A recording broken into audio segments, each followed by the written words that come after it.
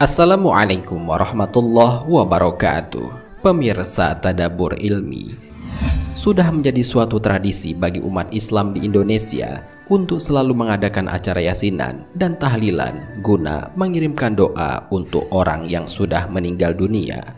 Acara ini biasanya dilakukan oleh warga Nahdliyin. Yasinan dan tahlilan ini biasa dilakukan ketika ada orang yang meninggal dunia, kemudian dilanjutkan ke malam pertama, malam kedua, malam ketiga, hingga malam ketujuh. Lantas, bagaimana sebetulnya hukum yasinan dan tahlilan itu? Mau tahu jawabannya? Simak ulasannya dengan menonton video ini hingga akhir.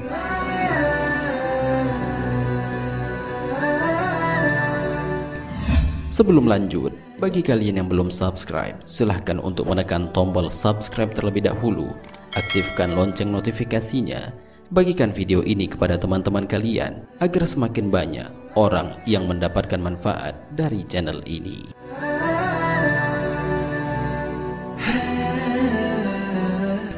Anjuran yasinan untuk orang yang sudah meninggal.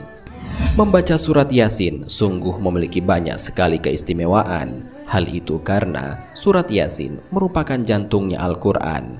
Barang siapa yang membacanya, maka akan dicatat seperti membaca Al-Quran sebanyak 10 kali. Hal ini sebagaimana dijelaskan dalam sebuah hadis. Dari Anas bin Malik radhiyallahu anhu, ia berkata bahwa Nabi SAW bersabda, segala sesuatu memiliki jantung. Jantungnya Al-Quran adalah surat Yasin. Siapa yang membaca surat Yasin, maka Allah akan mencatat baginya seperti membaca Al-Quran 10 kali. Hadis riwayat Tirmizi.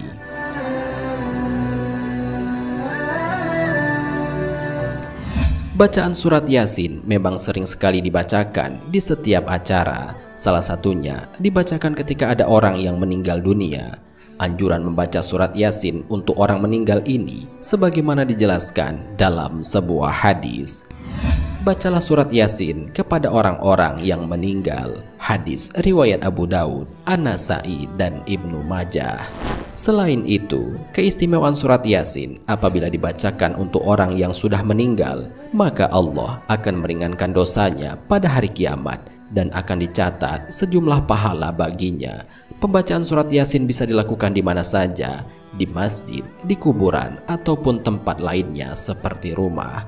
Hal ini sebagaimana dijelaskan dalam kitab Radul Mukhtar ala Duril Mukhtar. Rasulullah Shallallahu Alaihi Wasallam bersabda, orang yang mendatangi kuburan dan membaca surat Yasin, Allah Subhanahu wa Ta'ala akan meringankan dosanya pada hari kiamat, dan baginya pahala sejumlah orang yang meninggal di kuburan itu. Hadis riwayat Dailami.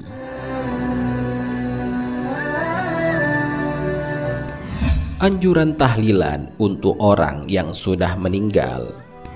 Tahlil secara harfiah adalah membaca kalimat La ilaha illallah, kemudian oleh masyarakat Indonesia disebut dengan istilah tahlilan, yang biasanya digunakan dalam acara kenduri atau selamatan, atau sebuah acara yang di dalamnya terdapat kegiatan membaca ayat-ayat Al-Quran, zikir, tasbih, dan sebagainya. Biasanya, pahala dari peramalan-peramalan tersebut dihadiahkan untuk orang-orang yang sudah meninggal dunia, terlebih lagi untuk mengiringi malam pertama di alam kubur, hingga dilanjutkan ke malam berikutnya sesuai dengan kemampuan dan kebiasaan. Semua peramalan-peramalan tersebut hukumnya adalah sunnah sebagaimana disandarkan pada sebuah hadis. Tidaklah semata-mata mayat di alam kubur, melainkan laksana orang yang sedang tenggelam yang meminta bantuan. Mereka meminta doa atau pahala yang dilakukan orang hidup yang disampaikan kepadanya, baik dari bapak, ibu, saudara, atau kawan. Apabila doa dan pahala kebaikan dikirimkan kepadanya, maka itulah yang mereka sukai daripada dunia beserta isinya. Sesungguhnya Allah akan memasukkan kepada penghuni kubur daripada doa-doa penghuni bumi seperti gunung kebaikan. Sesungguhnya pemberian hadiah orang hidup terhadap orang mati ialah memohonkan ampunan untuk mereka. Hadis riwayat Al-Baihaqi dan Ad-Dailami.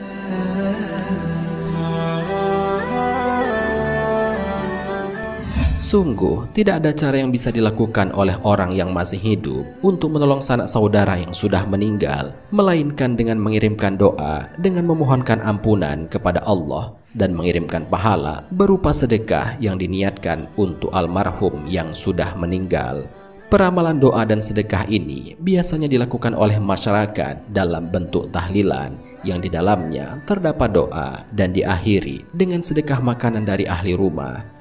Dalam kitab Nihayatuz Zain karya Imam Nawawi dijelaskan, tidaklah datang kepada mayat yang lebih dahsyat keresahannya melainkan di malam pertama, maka kasihanilah mereka dengan bersedekah atas nama orang yang meninggal itu.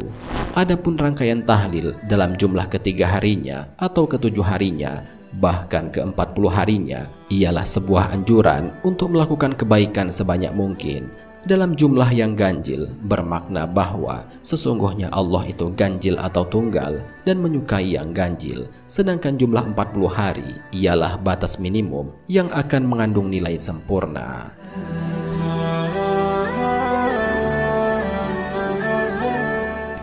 Pemirsa Tadabbur Ilmi, mungkin ada di antara kita yang tidak sependapat dengan amaliyah-amaliyah ini, tetapi harus diingat bahwa perbedaan ini bukanlah termasuk ke dalam perbedaan yang penting seperti sholat, beriman kepada Allah, dan lain sebagainya, melainkan hanyalah perbedaan amaliyah sunnah yang menjadikan rahmat bagi kita kalangan umat Islam. Bagi orang-orang yang melaksanakan tradisi yasinan dan tahlilan, semoga peramalan yang dilakukan dapat diterima oleh Allah dan pahala yang dikirimkan kepada ahli kubur dapat membuat mereka diringankan siksanya di dalam kubur. Amin ya rabbal alamin. Wallahu a'lam bishawab. Jika terdapat kesalahan dalam penyampaian ini, admin mohon maaf, dan itu merupakan kesalahan dari admin sendiri. Jika ada benarnya, itu adalah dari Allah Subhanahu wa Ta'ala. Semoga bermanfaat. Wassalamualaikum warahmatullahi wabarakatuh.